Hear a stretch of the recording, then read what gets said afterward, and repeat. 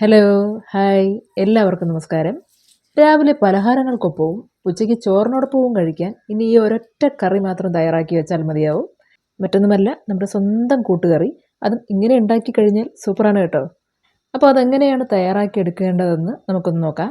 അതിനായിട്ട് നമ്മളിവിടെ 600 ഗ്രാം ഉരുളക്കിഴങ്ങ് എടുത്തു വെച്ചിട്ടുണ്ട്. അതുപോലെ ഒരു 300 ഗ്രാം സവാളയും എടുത്തു വെച്ചിട്ടുണ്ട്. ഈ സവാളയ്ക്ക് പകരമായിട്ട് നിങ്ങൾക്ക് ചെറിയ ഉള്ളി വേണമെങ്കിലും എടുക്കാം കേട്ടോ. അപ്പോൾ സവാളയും ഉരുളക്കിഴങ്ങും ഈ കാണുന്നത് പോലെ ചെറിയ കഷ്ണങ്ങളാക്കി വയ്ക്കുക.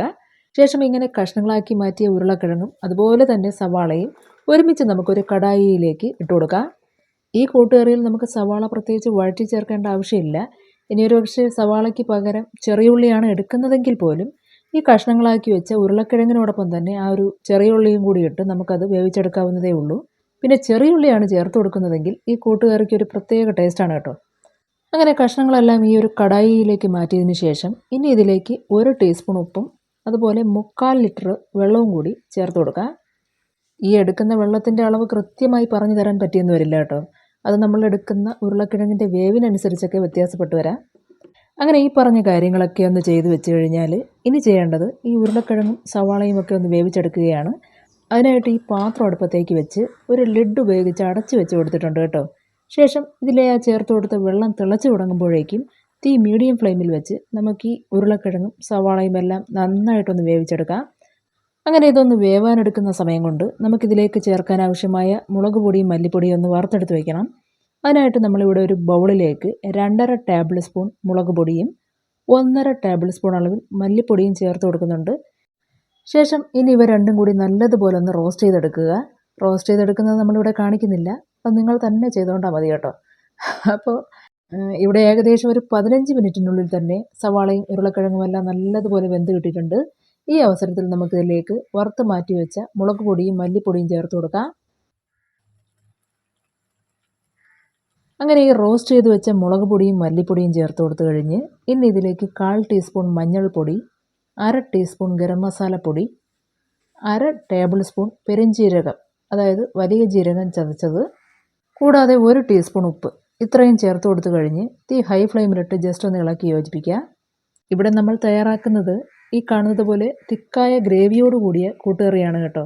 ഇനി ഒരു പക്ഷേ ഒരല്പം ഗ്രേവിയോട് കൂടിയ കൂട്ടുകറിയാണ് നിങ്ങൾക്ക് വേണ്ടതെങ്കിൽ ഇനി തേങ്ങാപ്പാൽ ചേർത്ത് കൊടുക്കുക എന്നൊരു ഓപ്ഷൻ കൂടി നമുക്ക് ബാക്കിയുണ്ട്. അപ്പോൾ നിങ്ങൾക്ക് എത്രത്തോളം ഗ്രേവി ആവശ്യമാണോ അതിനനുസരിച്ച് തേങ്ങാപ്പാൽ ചേർത്ത് ഇളക്കി കൊടുക്കുക. ഇവിടെയാണെങ്കിൽ ഇപ്പോൾ മസാലക്കൂട്ടെല്ലാം വെന്ത് ഗ്രേവി ചെറിയ തോതിലൊന്ന് തിളച്ച് തുടങ്ങിയിട്ടുണ്ട്. ഈ അവസരത്തിൽ നമുക്കിതിലേക്ക് 250 ml കപ്പിൽ 1/2 കപ്പ് അളവിൽ നല്ല കട്ടി തേങ്ങാപ്പാലെടുത്ത് ഒഴിച്ചു കൊടുക്കാം. ശേഷം തീ ഹൈ ഫ്ലെയിമിലിട്ട് ഇളക്കി കൊടുത്ത് നമുക്ക് ഈ കൂട്ടുകറി നല്ലതുപോലെ ഒന്ന് തിളപ്പിച്ചെടുക്കാം. അപ്പോൾ ഇവിടെ ഗ്രേവിയൊക്കെ നല്ലതുപോലെ തിളച്ച് നമ്മുടെ കൂട്ടുകറി ഏകദേശം റെഡിയായി കിട്ടിയിട്ടുണ്ട്. പിന്നെ ഈ അവസരത്തിൽ തന്നെ ടേസ്റ്റ് നോക്കിയിട്ട് ആവശ്യമെങ്കിൽ കുറച്ച് ഉപ്പ് കൂടി ചേർത്തിളക്കുക. അപ്പോൾ ഇത്രയൊന്ന് ശരിയാക്കി വെച്ച് കഴിഞ്ഞാൽ പിന്നീട് നമുക്കിതിലേക്ക് വേണ്ട കടുകും മറ്റും വറുത്തെടുക്കാം. അതിനായിട്ട് ഒരു കടായി അടുപ്പത്തേക്ക് വെച്ചിട്ട് അതിലേക്ക് 1.5 ടേബിൾ സ്പൂൺ വെളിച്ചെണ്ണ ഒഴിച്ചു കൊടുക്കുക. ഇനി ഈ വെളിച്ചെണ്ണ നല്ലതുപോലെ ചൂടായി തുടങ്ങുമ്പോഴേക്കും 1/2 ടേബിൾ സ്പൂൺ അളവിൽ കടുകിട്ട് പൊട്ടിക്കുക. കടുക് പൂർണ്ണമായും പൊട്ടിത്തീരുമ്പോഴേക്കും 2 വളരെ ചെറിയ ഉള്ളി ചെറുതായിട്ട് അരിഞ്ഞതിട്ട് മൂപ്പിക്കുക. ചെറിയുള്ളിയൊക്കെ മൂത്ത് ചുവന്ന് ഏകദേശം ഒരു ബ്രൗൺ കളറായി തുടങ്ങുമ്പോഴേക്കും ഇനി ഇതിലേക്ക് 3 ഉണക്കമുളക് 2ആയിട്ട് നുറുക്കിയതും കുറച്ച് കറിവേപ്പിലയും കൂടിയിട്ട് മൂപ്പിക്കുക.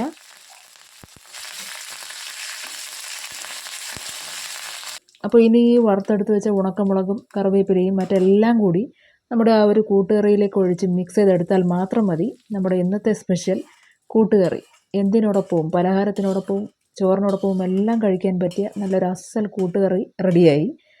പ്രത്യേകിച്ച് എടുത്ത് പറയുകയാണെങ്കിൽ ഗോതമ്പ് പുട്ട്, ചപ്പാത്തി, അപ്പം, പൂരി എന്നിവയോടൊപ്പമൊക്കെ പൊളിയാണ് കേട്ടോ.